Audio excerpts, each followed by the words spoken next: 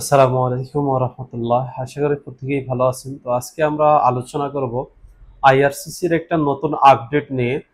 IRCC নতুন একটা গুরুত্বপূর্ণ আপডেট এসেছে। আপনারা যারা ভিজিট ভিসা বা ওয়ার্ক পারমিট অথবা স্টাডি ভিসা অর্থাৎ কানাডার জন্য যে কোনো ভিসার জন্য যারা অ্যাপ্লাই করে রিফিউজ হয়েছেন তাদের জন্য একটা গুরুত্বপূর্ণ আপডেট নিয়ে আসছে আইআরসিসি।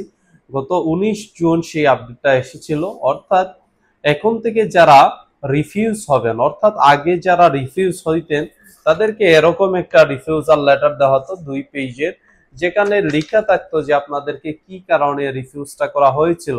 তো এটা থেকে অনেক কিছু বোঝা যাইত না, অর্থাৎ বিশদভাবে যে ব্যাখ্যাটা সেটা বোঝা যাইত না আপনাকে কি কারণে রিফিউজ করা হইলো। তো সেই বিশদ ব্যাখ্যা বোঝার জন্য আমরা প্রতিদিন অনেক কাস্টমারের জিসিএমএস নোটের অ্যাপ্লিকেশন করতে হয়। সো এই জিসিএমএস নোটটা এখন আর কাউকে নতুন করে অ্যাপ্লাই করতে হবে না। জিসিএমএস নোটটা 29 জুলাই 2025 পরে যারা অ্যাপ্লিকেশন করবেন কানাডার যে কোনো ভিসার জন্য তাদেরকে রিফিউজাল লেটারের সাথে এই জিসিএমএস নোটটা ফ্রিতে দিয়ে দিবে আইআরসিসি থেকে। অর্থাৎ একই মেইলের মাধ্যমে আপনারা রিফিউজাল লেটার এবং এই জিসিএমএস নোট এই দুইটা একসাথেই পেয়ে যাবেন।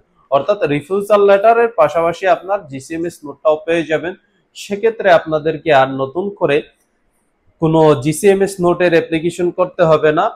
আর বিষয়টা অনেক সহজ হয়ে যাবে। অর্থাৎ আমরা জিসিএমএস নোটের অ্যাপ্লিকেশন করলে সাধারণত মাসখানেকের মতো সময় লাগতো জিসিএমএস নোটটা আসতে। সেক্ষেত্রে এখন আর এই সময়টা লাগবে না। আশা করি ভিডিওটা আপনাদের সবার জন্য একটু হলে উপকারী হবে। ধন্যবাদ সবাইকে। আসসালামু আলাইকুম ওয়া রাহমাতুল্লাহ।